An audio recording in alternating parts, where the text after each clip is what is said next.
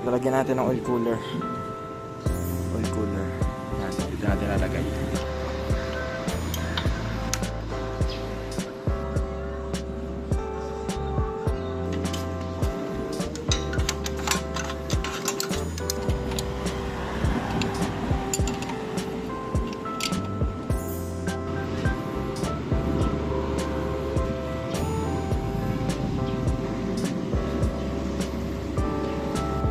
Pandarin muna natin, tapos titignan natin kung umiinit ito. Tapos kapag para sigurado tayo na nagpa-function, bubuksan natin to. Ay mga tol, mainit na siya oh. Wala pang 5 minutes. Ayan oh. Ito na oh yung motor. Ito yung may-ari oh. Tuntua.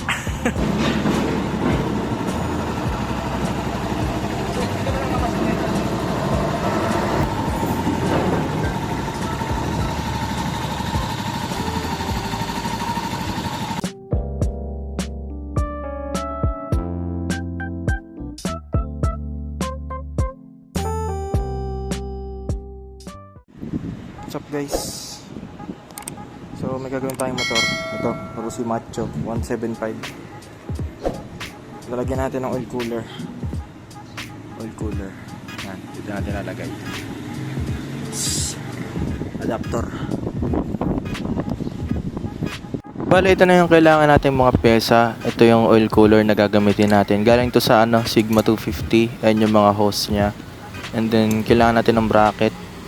Ito DIY, and then yung ating adapter, oil cooler adapter, ito pang Pantra. Yan, at syempre meron din tayo mga hose na pandugtong. Ayan na, mga hose, at yung langis. Okay, ikabit na natin.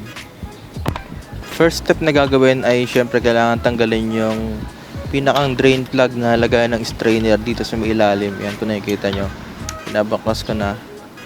And then pag hinugot nyo yan, lalabas din yung langis at yung strainer. 24mm na socket ang kailangan. Andiyan nakalagay yung strainer tsaka yung spring. Kailangan natin tanggalin yan kasi dyan natin ilalagay yung ating oil cooler adapter. Yan, may mga tira pang langis. Ito na, ayusin ko na yung ating oil cooler adapter. Lalagyan natin ng grasa yung nilalapatan ng ating o-ring. Ayan, dito sa part na to, kailangan may grasa to para hindi gagalaw yung o-ring kapag kasalpak natin itong adapter. And ito na yung o-ring, lalagyan na natin. Pagkalagyan natin ng o-ring, lagyan ulit natin ng grasa sa ibabaw para naman hindi siya maipit, hindi siya dumulas. Hindi siya maipit kapag kabit. So pag ikot natin ito, dudulas lang yung o-ring. No? Ayan, nilalagyan na natin lahat. Pati yung goma na yan sa may asul, yung asul na yan. Pinakalakalapat dun sa ating housing. Ayan na, pinupunasan ko na para wala nang dumi. At syempre, kakabit na natin to. I-hand tight nyo muna hanggang sa sumikip. And then, kung wala naman kayong proper tools or special tools, ganito gawin ninyo. Ganyan. Ilagay nyo yung dalawang banjo bolt. At ibaon nyo ng mga 10mm. Saka ninyo pihitin. Ayan. Alalay lang sa pagpihit mga tol. Basta humigpit siya, hindi nyo naman kailangan sobrang higpit.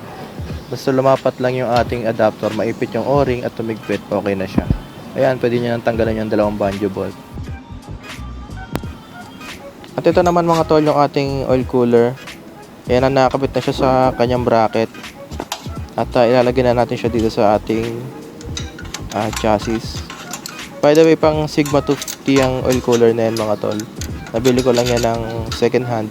And then yung bracket naman na kinabit ko is ginawa ng may-ari ng motor na ginagawa ko. Ayan, pigpitan natin siya. And fit na fit yan, walang alog. So napakahusay ng gumawa ng bracket. And then lagyan na natin yung mga hose. Ayan na, yung mga hose na nakakabit. Mga stock hose pa ng yan, ng mismong oil cooler galing Sigma 250. Ayan, ito na siya. Tingnan nyo yung maigi yung bracket kung paano ginawa na may-ari. Tingnan yung mga hose. Bali nasa kabila pala yung mga hose. Kasi dun papunta yung dun talaga siya papunta eh. Pero nasa kabila yung adapter. Pero gagawa natin ang paraan yan. Ito na yung gagamitin nating mga hose, mga tol.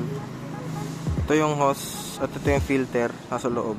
DIY lang to, filter na to, DIY. Kabit na natin.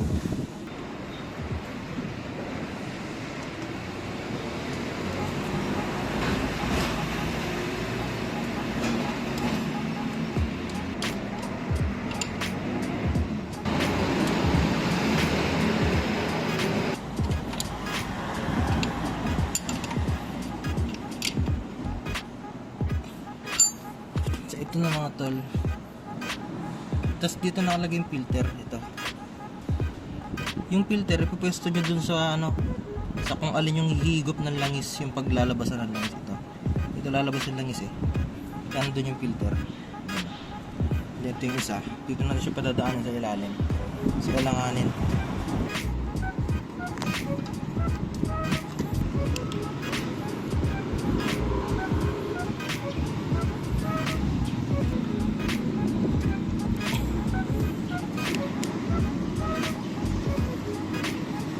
Okay, ayan ang mga tol. Ito na yung filter DIY natin. Ayan.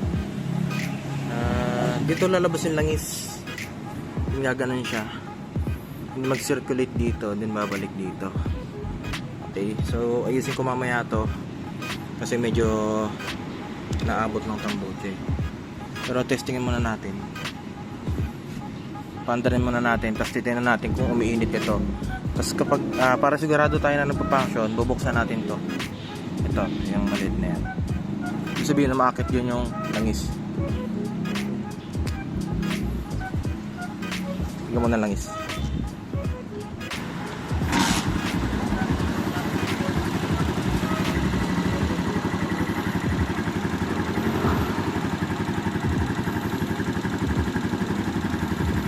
Papandarin lang natin to ng mga 5 minutes.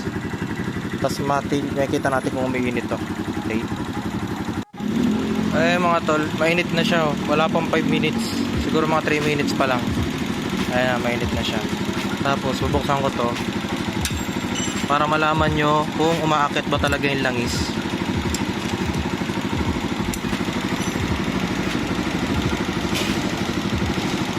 Kailangan may lalabas dito na langis.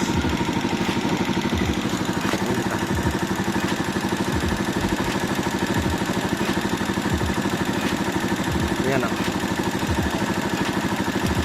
Ayan, may lumabas. Ibig sabihin, nagpa-function yung pump at yung oil cooler.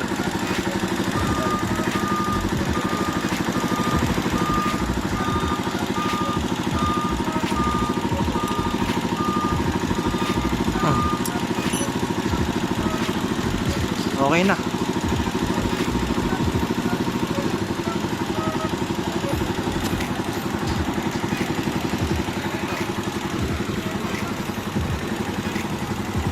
Okay na, goods. Ito na ho yung ano, motor. Ito yung may-ari. Tuntua.